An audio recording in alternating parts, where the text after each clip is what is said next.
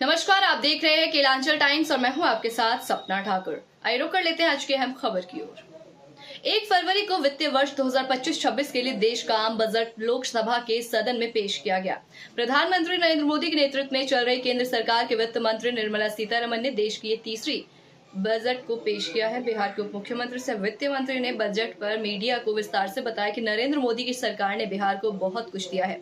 इस संदर्भ में कहा कि आईटी से लेकर सेक्टर बिजली, कोसी क्षेत्र में पूरे मिथिलांचल का विकास, पर्यटन में बौद्ध सर्किट और रामायण सर्किट में निवेश सहित मखाना बोर्ड का गठन आदि कई विकास योजनाओं के क्षेत्र गिनाए हैं। इधर विपक्षी दलों में महागठबंधन के खट्टक और बिहार में प्रतिपक्ष नेता तेजस्वी यादव ने इस बजट को खोखला बताया। साथ ही बिहार का विशेष राज्य का दर्जा नहीं दिए जाने के सवाल उठाते हुए कहा है, प्रधानमंत्री सब कुछ कर देते हैं, जबकि एनडीए में नेता प्रतिपक्ष के विशेष राज्य के दर्जे के राजनीतिक सवाल पर व्यक्तिगत प्रहार करते हुए इस विषय को टालने की कोशिश की है। इधर सत्ता विरोधी दलों ने मोदी सरकार की बजट पर सवाल उठाया है। महागठबंधन के घटक आरजेडी नेता और बिहार विधानसभा में नेता प्रतिपक्ष तेजस्वी यादव ने भारत सरकार की इस बजट को बिहार के लिए खोखला बताया। कहा है कि प्रधानमंत्री नरेंद्र मोदी सब कुछ गुजरात ले जा रहे हैं। तेजस्वी यादव ने बिहार के विशेष राज्य के दर्जे पर नीतीश कुमार और नरेंद्र मोदी की सरकार को घेरते हुए कहा है कि बिहार में रोजगार, उद्योग, पलायन रोकने आदि पर जो काम होना चाहिए उसमें सहायता करने के बजाय केंद्र ठेंगा दिखा रहा है। हम लोग जो है इस बजट जो है केवल खोखला ही इन लोगों ने किया है। बिहार गरीब राज्य है। हम लोग लगातार इस मांग कर रहे हैं कि बिहार को स्पेशल पैकेज, स्पेशल स्टेटस मिलना चाहिए। बिहार एक यहाँ एग्रो बेस्ड इंडस्ट्री बढ़िया लग सकता है, उसको लेकर के कोई बातें नहीं है। बिहार में कारखाना पलायन कैसे रोकेंगे, कारखाने कैसे लगेंगे, इन्वेस्टमेंट क्या है, सब तो मोदी जी ने गुजरात को दिया, बिहार को क्या दिया? सब कुछ गुजरात में, सब कुछ गुजरात में, बिहार को ठेंगा। यही काम किया मोदी जी। कोई नया काम बताइए। नेता विरोधी तेजस्वी यादव के बयान पर एनडीए के घटक जेडीयू और बीजेपी ने उल्टा प्रहार किया है। जेडीयू नेता सह केंद्रीय मंत्री ललन सिंह ने अपने सत्ता विरोधी तेजस्वी यादव के राजनीतिक सवालों के जवाब में आदतन नीचा दिखाने के लहजे में व्यक्तिगत प्रहार किया है। बिहार के लिए 2025-26 के केंद्रीय बजट को नेता विरोधी की जिम्मेदारी के नाते तेजस्वी यादव की ओर से खोखला करार दिया जाने और नया पैकेज नहीं दिए जाने के सवाल पर केंद्रीय मंत्री ललन सिंह ने तेजस्वी यादव को समझ नहीं होने की बात कहते हुए जवाब दिया है। सुनिए। तेजस्वी यादव बोल रहे हैं कि पुरानी चीज को नई पैकेजिंग में परोसा गया है। सर, तेजस्वी यादव को क्या समझ में आएगा? कौन सा पुरानी पैकेजिंग है? मखाना बोर्ड का गठन हुआ है। मखाना क्या, जो पूरे उत्तर बिहार में मखाना एक सबसे महत्वपूर्ण उत्पाद है जिसकी आज मार्केटिंग पूरी दुनिया में हो रही है। अब मखाना के को विकसित करने के लिए, उसके वैल्यू एडिशन के लिए, उसके माने एक्सपोर्ट को बढ़ाने के लिए मखाना बोर्ड का गठन हुआ। ये पुराना पैकेजिंग है। अब उनको क्या समझ में आएगा पुराना पैकेजिंग है? ग्रीन फील्ड एयरपोर्ट पटना और बिहटा एयरपोर्ट के अलावा ग्रीन फील्ड एयरपोर्ट की घोषणा हुई है। ये पुराना पैकेज है। आईआईटी का जो बन गया उसका विस्तार की घोषणा हुई है। ये पुराना पैकेजिंग है। फूड प्रोसेसिंग के लिए जो इंस्टीट्यूट बनेगा यहाँ, ये पुराना पैकेजिंग है। तो उनको क्या समझ में आएगा पुराना पैकेजिंग? बिहार के विकास से न उनके माता पिता को कोई मतलब था, न इनको कोई मतलब है। खाली प्रवचन देने का काम है। तो ये प्रवचन देते रहे, कोई उन पर भरोसा नहीं करने वाला। वहीं डिप्टी सीएम सम्राट चौधरी ने तेजस्वी यादव के सवाल पर बिहार को विशेष राज्य का दर्जा के बाबत गोल मटोल जवाब दिया है। मैं आज केंद्रीय बजट में बिहार के हिस्सेदारी के लिए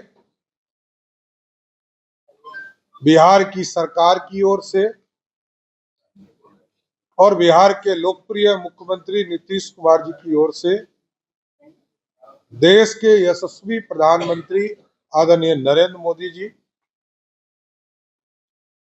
देश की वित्त मंत्री आदरणीय निर्मला सीतारमण जी को मैं विशेष तौर पर धन्यवाद देता हूं कि लगातार 2024-25 में विशेष तौर पर हम लोगों को कई परियोजना में सहयोग करने का काम किया था और इस वर्ष भी 2025 और 26 के वित्तीय वर्ष में भी बिहार जैसे राज्य में कई महत्वपूर्ण फैसले लेने का काम देश के यशस्वी प्रधानमंत्री नरेंद्र मोदी जी ने लिया। कई ग्रीन फील्ड एयरपोर्ट हमारे बनाने का निर्णय प्रधानमंत्री जी के द्वारा लिया गया।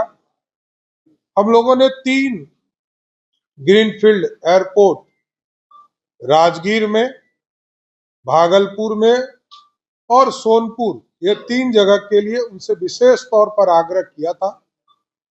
मैं धन्यवाद देना चाहता हूं देश के यशस्वी प्रधानमंत्री जी को कि उन्होंने हमारी मांगों को, बिहार के मांगों को आदरणीय मुख्यमंत्री नीतीश कुमार जी के मांगों पर विचार करने का काम किया। इसके साथ साथ कई हमारे बोर्ड, हमारे यहाँ देश में जो मखाना का उत्पादन होता है उसका लगभग 80% उत्पादन बिहार में होता है।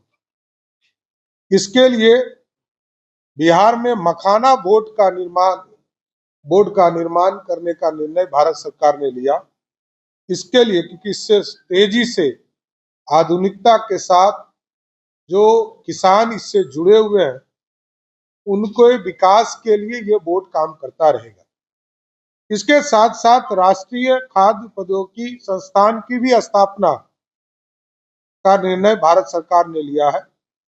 हम उसके लिए भी आदरणीय प्रधानमंत्री जी का विशेष तौर पर धन्यवाद देना चाहते हैं।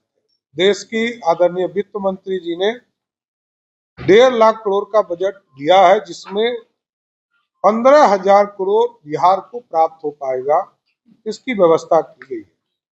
विद्युत क्षेत्र में सुधार के लिए विशेष तौर पर जो घरेलू उत्पाद है उसके लिए हमारे यहाँ ऋण उगाही की सुविधा प्राप्त होगी, जिसमें से बिहार जैसे राज्य को लगभग 4,000 से 5,000 करोड़ रुपया बिजली के सेक्टर में हमें प्राप्त होने की संभावना है।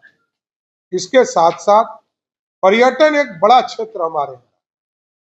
पिछले वित्तीय वर्ष में भी हमें 2 परियोजना, एक सहरसा में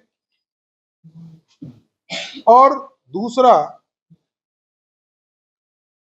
बोध गया में, इस परियोजना को हम लोगों की स्वीकृति दी गई थी। इस बार जो अनुमान है रामायण सर्किट, वैसे हम लोगों ने मां सीता के जन्म स्थान पर भव्य सीता मंदिर बनाने के लिए बिहार के लोकप्रिय मुख्यमंत्री जी ने अपने संसाधन से लगभग 75 करोड़ रुपया और 120 करोड़ रुपया जमीन अधिग्रहण के लिए लगभग 200 करोड़ से अधिक राशि हम लोगों ने खर्चा किया और साथ ही साथ लवकुश का पार्क स्मारक के तौर पर वाल्मीकि नगर में बनाने के लिए लगभग 55 करोड़ रुपया की राशि हम लोगों ने राज्य सरकार से उपलब्ध कराया है।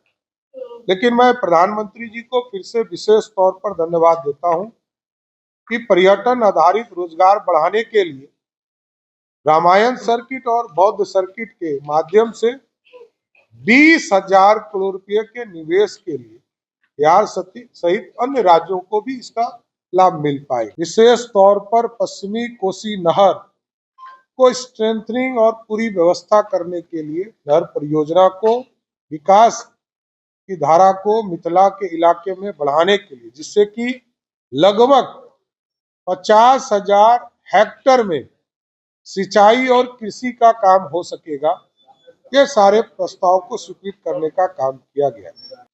उच्च शिक्षा में तकनीकी शिक्षा को बढ़ावा देने की IIT पटना के इंफ्रास्ट्रक्चर को बढ़ाने का काम और उसकी क्षमता को बढ़ाने का आदरणीय प्रधानमंत्री जी और आदरणीय वित्त मंत्री जी ने इसको आगे बढ़ाने का काम किया है। ऐसे तमाम खास खबरों के लिए देखते रहें केलांचल टाइम्स।